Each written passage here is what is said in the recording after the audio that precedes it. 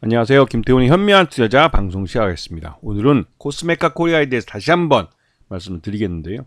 지난해 코스메카 코리아는 지난 한 해 동안 꾸준히 우상향하는 차트를 그렸습니다. 이건 코스메카 코리아뿐만 아니라 코스메카 코리아가 갖고 있는 잉그루드 랩이라는 미국의 북미 법인까지도 동시에 우상향하는 차트를 그리면서 1년 내내 쉼 없이 올라왔고 올해도 다시 한번 상승세를 이어가고 있습니다. 여기에 이 코스메카 코리아가 코스닥에 있다가 이번에 이제 코스피로 이전 상장을 한다는 걸 이사회에서 결의를 하면서 코스메카 코리아가 한 번 더 점프업 할 것이라는 기대감을 시장에서 갖게 하고 있습니다. 실제로도 코스메카 코리아의 1분기 실적은 지금 현 주가 대비해서 최소한 100% 정도 오를 수 있는 그런 실적을 보여주고 있습니다. 그런데 이렇게 주가 부양을 위해서 여러 가지 이 호재성 재료들을 내놓고 또 실제로 경영 행위를 하고 있는 것은 그 배경에 뭔가 숨겨져 있는 게 있는 것이죠.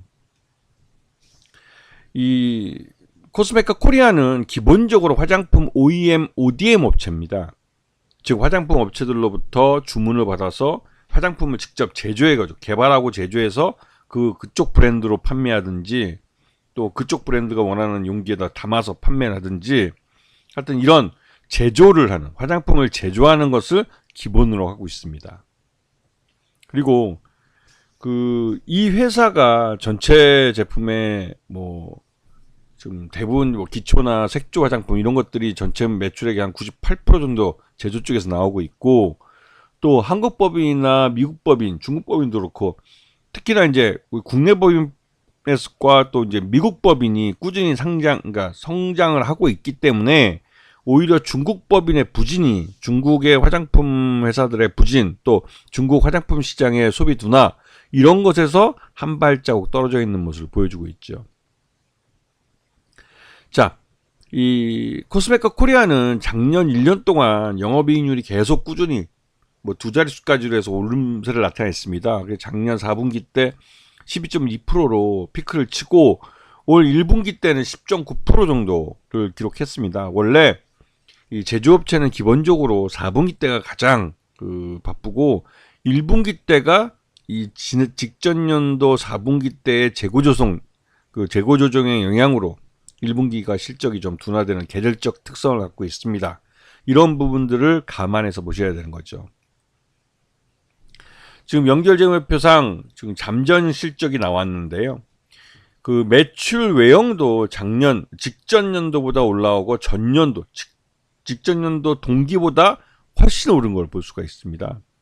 그리고 영업이익 같은 경우도 확실히 개선되고 있는 모습. 물론 직전 분기보다는 못하지만 그래도 전년도 동기 대비해서는 확실히 개선되는 모습을 보여주고 있고 당기순이익도 이 개선되는 모양새를 숫자로 125억 정도 규모로 이제 1분기에 이 실적이 늘어나면서 전체적으로 이 코스메카 코리아의 기업 가치를 높여주고 있는 쪽으로 실적들이 나오고 있는 그런 모습입니다.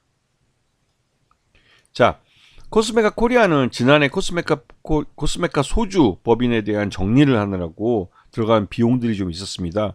근데 이런 부분이 다 정리가 되면서 이제 말 그대로 이제 실적 면에서 긍정적인 숫자들을 보여주고 있는 것이죠. 여기다가 잉그루드 랩이라는 북미 법인을 통해서 미국 쪽 시장에서 K 뷰티 이 제품들인 이 화장품이 불티나게 팔리고 또 미국의 이러한 소비가 살아나면서 미국의 이런 화장품 OEM, ODM을 또 대행해주는 면서 이제 실적이 코스메카 코리아는 꾸준히 개선되고 있는 모습을 보여주고 있습니다. 최대주 특수관계인 포함해서 전체 지분이 40.9%가 이 최대주 특수관계인들의 지분으로 갖고 있고요. 그래서 경영권은 굉장히 안정되어 있는 거죠. 하지만 이 조임래 회장이나 부인이 갖고 있는 이 지분들은 결국은 조현석 아들에게 이 승계가 돼야 되는데 그러기 위해서는 꽤 상당한 자금이 들어가야 됩니다. 특히나 이 조임래 회장이 1953년생으로 연로한 거의 70세가 넘어서 이제 현역 일선에서 물러나야 될 시기가 다가오기 때문에 경영권 승계에 대한 비용 문제를 생각해야 되는 거죠. 그러기 위해서는 이 코스메카 코리아 주가가 오르기보다는 내려가는 게 더 유리할 수 있습니다. 그렇게 하려면 기존에 작년 1년 동안 코스메카 코리아로 주가를 많이 끌어올려준 기관 투자자들에게 비싼 가격에 차익 실현하고 빠져나올 수 있는 기회를 만들어줘야 되는 거죠. 그러기 위해서 코스피 시장으로 전환하는 것, 그러니까 이전 상장을 추진하는 것일 수도 있습니다. 지금 최근 들어서 이 국민연금이 이 보유 지분을 소폭 줄인 것을 볼 수가 있고, 이거는 작년 12월 29일 대비해서 3월 29일 날 지금 1분기죠. 1분기 때 그 주식 수가 소폭 줄어든 걸 볼 수가 있습니다. 그리고 이 KB 자산운용 같은 경우는 아예 5% 미만으로 떨어져서 이 보유 지분 대부분 다 정리했을 거라고 예상되고 있고요. 트러스턴 자산운용은 오히려 지분수를 더 늘려서 이 거래소 이전까지도 같이 가서 거래소를 이전한 이후에 거기서 차익 실현할 가능성이 높아 보이는 거죠. 그래서 이번에 상장 폐지 승인 신청을 했고, 이건 이사회에서 거래소 쪽으로 이제 코스닥에서 거래소로 이전 상장하기 위해서 그 신청한 것이고, 이게 이사회에서 통과가 됐습니다. 이로써 그 코스메카 코리아는 이 거래소 종목으로 바뀌게 되는 것이죠. 그래서 코스메카 코리아는 작년 1년 동안 주가가 계속 뭐 올라왔었는데, 지금 이것보다도 더 그 거래소를 이전하면 더 오를 가능성이 큰 거죠. 이거는 뭐 이 코스닥 종목을 사는 그 펀드와 이 거래소 쪽을 사는 이 펀드의 규모 자체가 워낙 큰 차이를 보이기 때문에 코스메카 코리아처럼 실적이 괜찮은 회사들 같은 경우는 외국인 투자자들이 공격적으로 살 가능성이 큰 겁니다.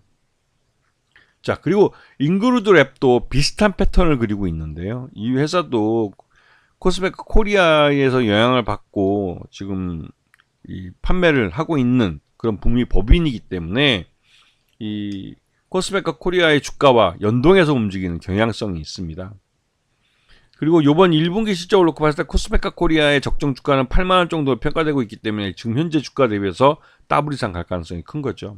그리고 인그루드 랩도 지금 1분기 실적 기준으로 봤을 때 적정 주가 26,000원 정도로 평가되고 있기 때문에 현 주가 대비해서 상승 여력이 충분히 있는 걸로 보여집니다. 자, 코스메카 코리아 같은 경우는 실적이 굉장히 좋은 회사고, 또 그래서 이 기관 투자자들이 계속 꾸준히 사들이면서, 외국인 투자자들도 사들이면서 주가가 꾸준히 우상향하는 그 차트를 그려왔었는데요. 이제 그 거래소를 이전하고 나면 코스메카 코리아는 본격적으로 차익 실현 매물을 주의할 때가 됐습니다. 왜냐면 앞에서 설명드렸듯이 지금 경영권 승계에 대한 리스크가 있고, 또 경영권 승계는 말 그대로 이 코스메카 코리아의 주가가 싸져야만 오늘가의 비용이 줄어들기 때문에 그런 부분을 감안할 때 코스메카 코리아의 요번 그 거래소 이전은 그나마도 비싸게 차익 실현할 수 있는 기회를 만들어준 이후에, 그 이후에 기관 투자자들이 차익 실현 매물을 내놓으면서 주가가 흘러내리는 그런 구도를 그리고 있는 것이 아닌가라는 의구심이 들기는 합니다.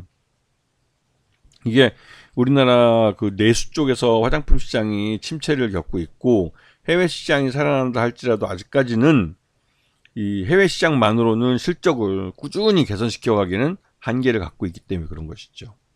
아시겠죠? 자, 오늘 방송 여기서 마치겠습니다. 감사합니다.